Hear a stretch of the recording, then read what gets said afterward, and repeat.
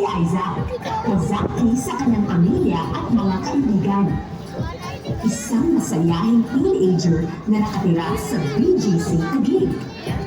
Dahil nasa isang business trip ang kanyang mga magulang, napagpasyahan doon siya mag-Christmas break sa kanyang mga kamag-anak sa barangay New Lower Bikutan. TLC Park? That's so lit! Malapit lang pala dito yung The Lights of Christmas na laging lumalabas sa feed ko. Ang laki pala talaga. Zach! Zaki! Yahoo! Nakarating ka na rin dito sa amin! Hey guys! What's up? Ito nga pala si Gabad Paen. Nakatrop ako dito. Basta! Welcome ba? Hi guys! Ganda pala dito. Kailan tayo mamapasyal sa TLC Park? May mga kainan din ba doon? Oo, sige bukas. Dadali ka namin doon. May online registration naman. Pero, punta muna tayo sa bahay. Gusto ko nang makita nila papa at mama. Miss ka na ng mga yun. Tara! Ang dami namin napapakita sa'yo. Ang dami rin sa rangolo mo! Masaya na! Sabay?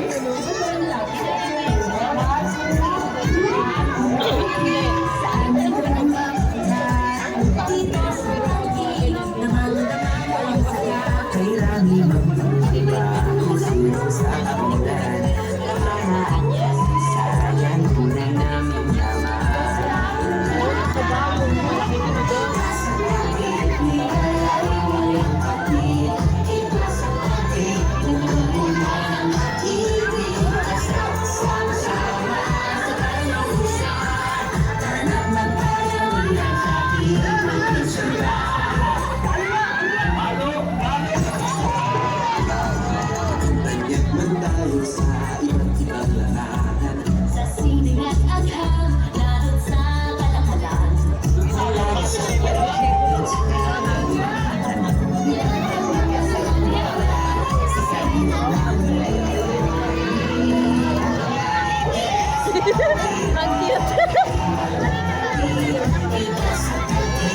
Ang cute.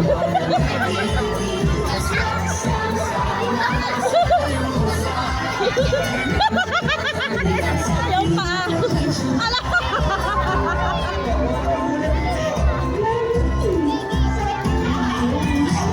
Ala, yung isa. Ang galing ng gawa nila. Kaya mo yan!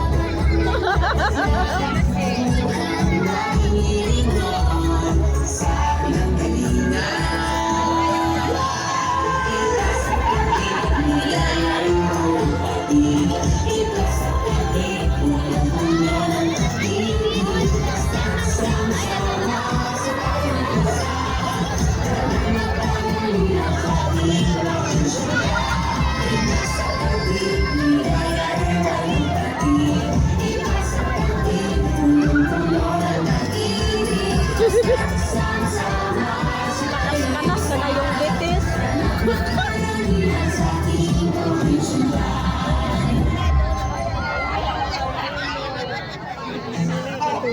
Ano sa? Sarap ng balot ko. Sabi sa'yo eh. Grabe, I'm so full. Sarap din yung inom. Inutak! Yes, inutak! Bukas, sagot ko naman ng tipas hopya. Sabi mo yan, ha? Mamaya ka naman. Kain tayo ng bibingka at puto bumbong. Tamang-tama. Unang araw ng simbang gabi. Sama ka ah. Sure. Promise? Subukan natin tapusin yung siyang malabi ah. Ito kasi ang nakasanayang tradisyon namin nila papa at mama para ipagdiwang at paghandaan ng malalapit na kapanganakan ni Jesus. Oo nga, buti na lang meron din sa gabi, no? Kasi hirap ako magising na madaling araw eh. Okay lang yun. Ang mahalaga, nagsasama-sama ang buong pamilya para itaas ang kanilang pasasalamat at kahilingan sa Pasko. Ikaw sa akin, may wish ka ba ngayong Pasko? Wala naman. Sana lang makauwi si Mom and Dad in time for Christmas Eve. Para sama-sama tayo.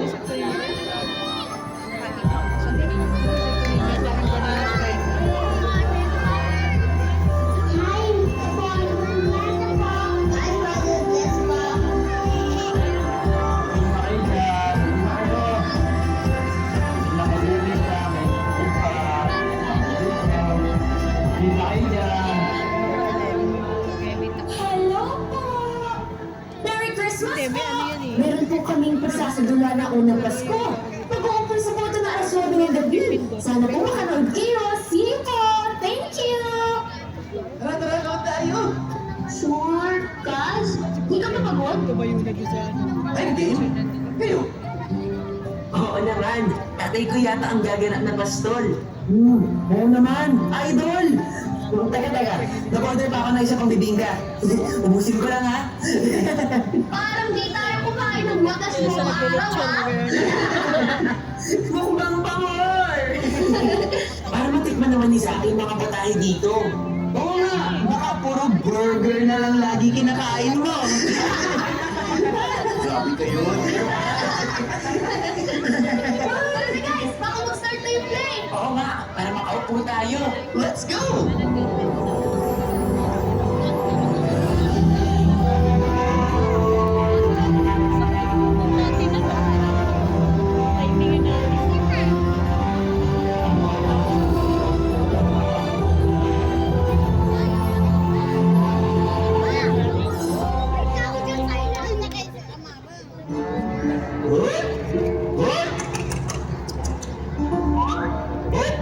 Dito!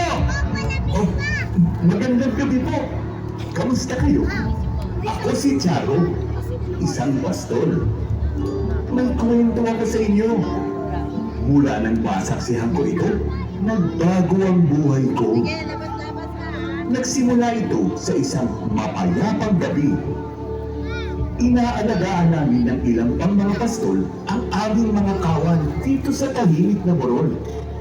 Di ko inaasahan may mensahe pala ang langit para sa amin.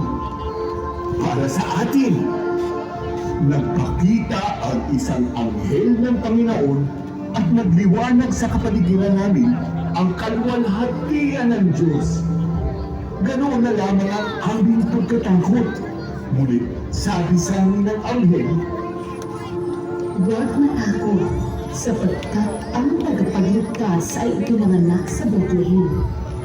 Matapos po ninyo ang isang sanggol na nagabalot ng lampin at nakahiga sa isang sabsaban. biglang lumitaw ang isang malaking hukbo ng mga anghel sa kalangitan. Sila'y nagpupuri sa Diyos at umaawit.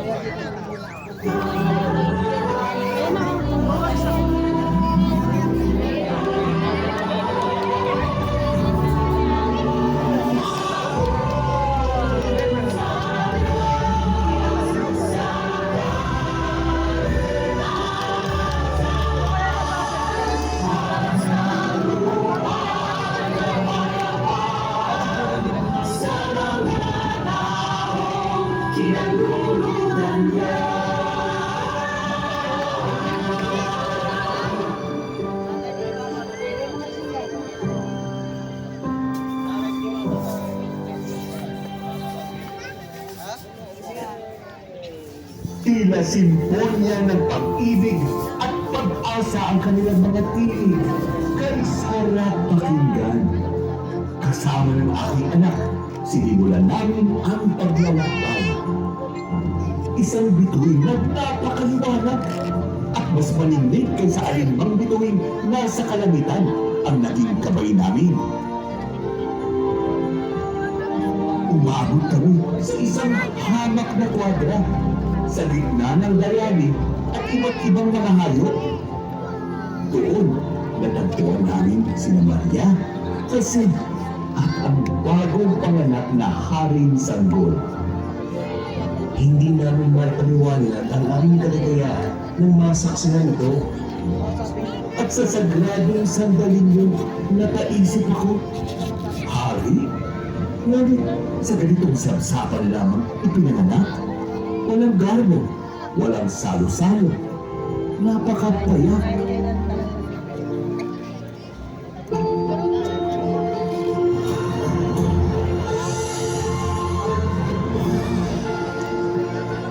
Walang salitong para sa isang hari. Mangarap ang gusto sa iyong ang mangyaraman na gusto lang ang ibig. Ang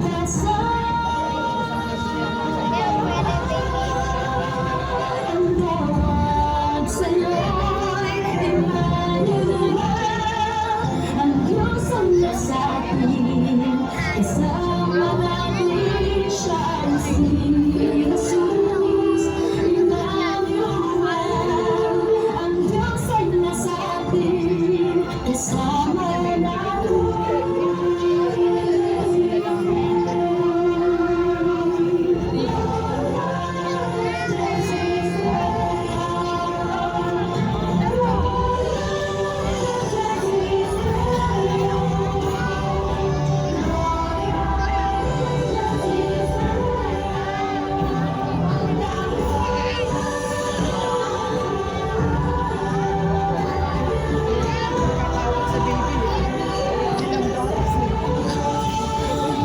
Tawag sa'yo'y Emmanuel. Ang Diyos ay nasa atin, kasama natin siya ang si Jesus. Emmanuel. Ang Diyos ay nasa atin, kasama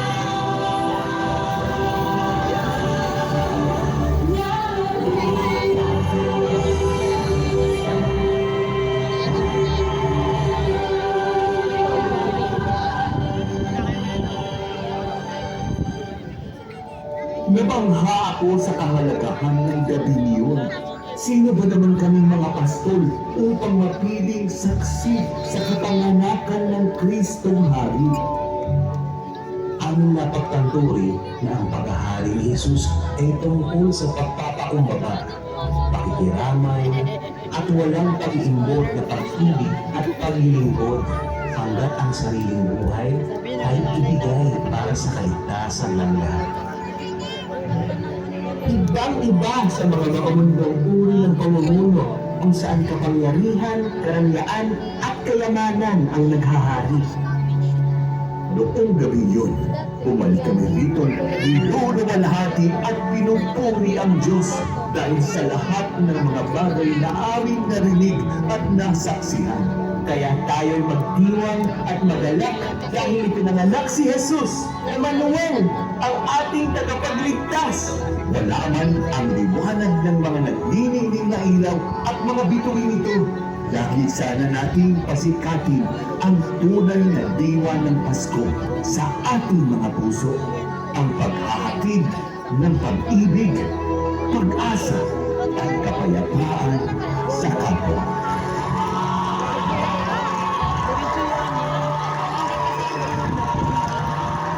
Naglulot ka rin doon?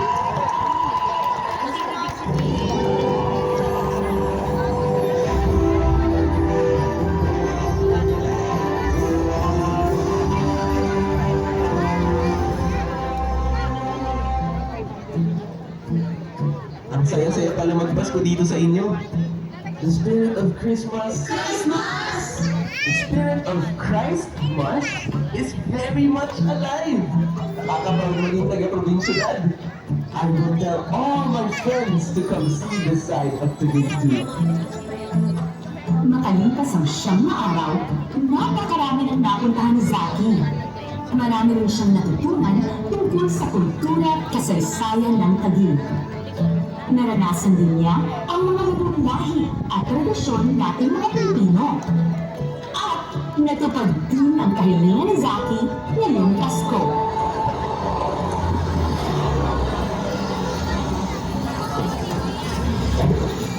Dad! Mom! Zach, anak! Merry Christmas! Kuya Roger! Ate! Ella! Salamat sa pag-alaga ating Zaki, ha? Nako, wala yun. Napakasaya ni Ella at ng kanyang mga kaibigan dahil panayang gala at kain ng mga yan dito. Kaya ako, Tita Sandy, Tito Balti. Sana sa summer vacation ulit. Mom, Dad, I really had the best Christmas break. Kaya pala probinsya na ng tawag sa Taguig. Would you believe, meron pang fishing and farming dito? Ang sarap din naman delicacies na pinatry nila sa akin. got to fly ahead and play games out on the streets. Ang dami-dami na pasyalan. Uy, why don't we all go to TLC Park tomorrow? Slow down anak, parang hinahabol. Sige lang, ihanda naman ang Noche Buena. Tapos, mag-istirahanan ulit kita mamaya. Tulungan na kita, Pinsan. Ay, wait! Oh, bakit? Christmas groupie muna tayo! Sige! Dito dito sa may Christmas tree. Okay, 1, 2, 3, say Merry Christmas! At yan ang Pasko sa Provinciudad. Dahil ang Pasko sa Taguig ay pag-ibig. May we all have a blessed Christmas and a Christ-filled New Year.